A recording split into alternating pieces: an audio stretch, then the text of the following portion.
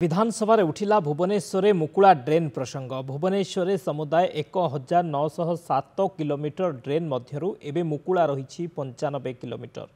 BMC अधीन 1448.2 kilometre drain थिबा बेले सेथिरु 68.2 किलोमीटर मुख्य नाळ रही। एहा सह 1380 किलोमीटर शाखा नाळ थिबा बेले 27 किलोमीटर ड्रेन एबे भी स्लाब पड़िनी। सेबड़ी पूर्त विभाग अधीन 360 किलोमीटर, इडको अधीन 65 किलोमीटर और जातीय राजपथ कर्तृपक्ष अधीन 34.5 किलोमीटर ड्रेन रे स्लाब पड़ी।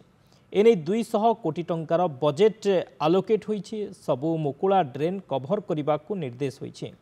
एनजीटी गाइडलाइन अनुसार सबु मुख्य ड्रेन को कभर करि हेबनी, तेणु एहा चारिपटे ब्यारिकेटिंग रो व्यवस्था करने को निर्देश होईछि।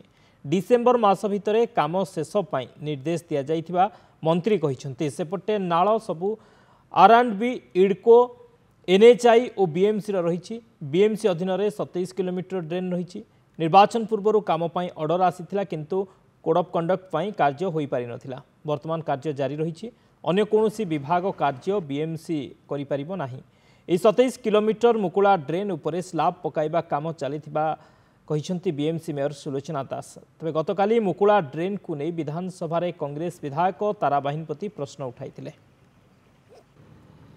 आमे बजेट रे एक प्राविधान रखिछु एवं तुरंत मध्य कहिछु करिया पय। आपण जानुथिबे ए तो संगे संग होवनी, गुटे स्लैब तयारी करी पकेया पय समय रो आवश्यकता अछि। तेणु से समय आगुरु हेइ नथिला, एबे त्वरान्वित गति रे स्लैब पडिबार चलीछि। आपण माने खबर भी नउथिबे।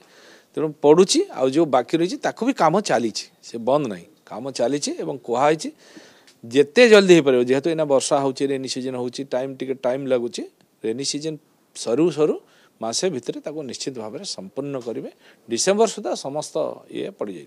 95 किलोमीटर ड्रेन मुकुला अच्छी, से भितर मुख्य ड्रेन रही आउ बीएमसी रो ड्रेन रही 27 किलोमीटर जोटा मुकुला अच्छी।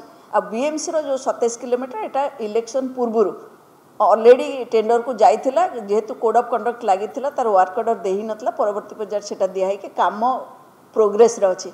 आरएनबी ड्रेन विषय रे आमे जेहेतु आम कंट्रोल ले नु, से विषय रे मंत्री कोन कहछन मु जानिने, किंतु बीएमसी अंडर 27 किलोमीटर रही। मुख्य नाळार कवर हे परिबने, एटा एनजीटी निर्देश।